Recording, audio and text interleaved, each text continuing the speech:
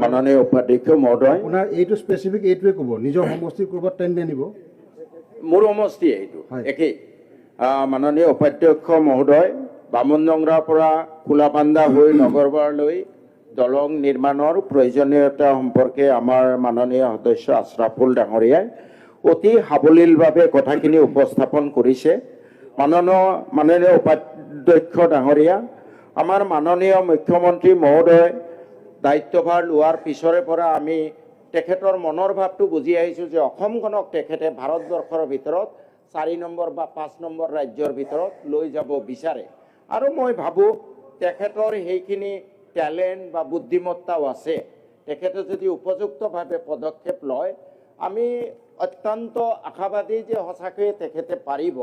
কিন্তু এই যোৱা সময়ছোৱাত যিটো দেখিছোঁ আমি, নামনি অসমৰ গুৱাহাটীৰ পৰা গোৱালপাৰালৈ ধুবুৰীলৈ এই বৃহৎ জনসমষ্টিৰ মাজত উন্নয়নমূলক কামৰ ক্ষেত্ৰত যি প্ৰভেদ দেখিছোঁ, সেই প্ৰভেদ দেখি আমি অত্যন্ত আশাহত হওঁ যে মাননীয় মুখ্যমন্ত্ৰীজনে আমাৰ অসমখনক বহুত ওপৰত লৈ যাব পাৰিলেহেঁতেন। কিন্তু অলপ আওকণীয়া মনোভাৱৰ কাৰণে বোধহয় এইখিনি নহ'ব নেকি। আজি এই দলংখন নিৰ্মাণৰ কাৰণে যোৱা প্ৰায় 5টা বছৰে মই এই বিধানসভাত দাবী উত্থাপন কৰি আহিছোঁ। বিভিন্ন সময়ত আশাব্যঞ্জক উত্তৰো পাইছোঁ, কিন্তু উপাধ্যক্ষ মহোদয় বাস্তৱত কাম হোৱা নাই। আজি চৰাঞ্চলত প্ৰায় 200 কিলোমিটাৰ ৰাস্তা পকী হৈছে, ভিতৰত 50টামান দলং হৈছে, কিন্তু সেই মানুহখিনিৰ মূল কানেক্টিভিটি হোৱা নাই। কাৰণ বামুণডংৰাৰ পৰা নগৰবেৰালৈ দলং হোৱা নাই, জলদুলিৰ ওপৰত দলং হোৱা নাই। মই সেইকাৰণে সিদিনা মাননীয় উপাধ্যক্ষ মহোদয় মনৰ দুখত কৈছিলোঁ যে লাগিলে আমাৰ অৰুণোদয়বোৰ কাটি দিয়ক, লাগিলে অৰুণোদয় কাটে। মুখ্যমন্ত্ৰী মহোদয়ে কৈছে দুখীয়া মানুহকনো কিয় কষ্ট দিব লাগে, দলং খোজক, তাৰ লগতে অৰুণোদয় থাকক। Will be happier. যদি অৰুণোদয় দিও দলং দিয়ে খুব ভাল কথা।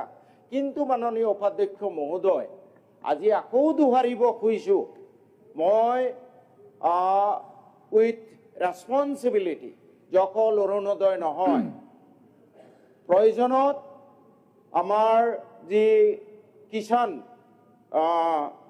স্কিম কয় PM কিষাণ কাটি দিয়ক। প্ৰয়োজনত মই বিধায়ক হিচাপে কৈছোঁ আমাৰ তাতে ছাবচিডাইজ কেৰাচিন দিয়ে, কাটি দিয়ক।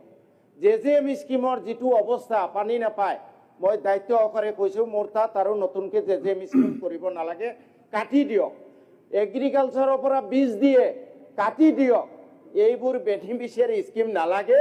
তাতকৈ বামুণডংৰাৰ পৰা নগৰপাৰা এখন দলং দিয়ক, জলদুলিৰ ওপৰত দুখন দলং দিয়ক, 2খনমান পেৰামেডিকেল কলেজ দিয়ক, এখন কমাৰ্চ কলেজ দিয়ক। এইবোৰ মাননীয় উপাধ্যক্ষ মহোদয় আমাৰ অঞ্চলৰ উন্নয়নৰ কাৰণে অতি জৰুৰী।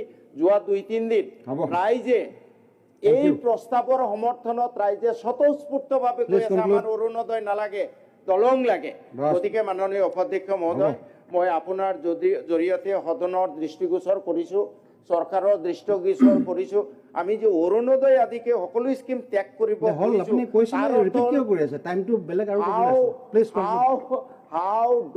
how much we aspire. আমি বুজি পালো আপোনাক অৰুণোদয় নালাগে, PM কিষাণ নালাগে, দলং লাগে, হ'ল মিনিষ্টাৰ এইখিনিকে কৈ দলংখনৰ বিষয়ে পজিটিভলি চিন্তা কৰিব বুলি আশা কৰি আমি শেষ কৰিছোঁ। ধন্যবাদ। এই ব্ৰিজটো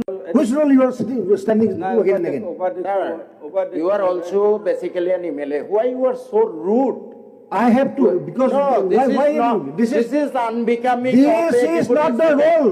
Again and again you stand up and say, why are you interrupting the answer? Please sit down. Answer দিয়াত কেলে আপুনি ডিস্টার্ব দি আছে? এবাৰ দুবাৰ নহয়, বাকীবিলাকেতো কৰা নাই। চকীখনৰ মৰ্যাদা, বাৰে বাৰে চকীখনৰ মৰ্যাদাৰ কাৰণে আপোনাক মই সুৱৰণা দিছোঁ। উপাধ্যক্ষ মহোদয়, আপুনি যে চেয়াৰমেন আলীক সুধিছে যে আপুনি কোন ৰোলত উঠিছে,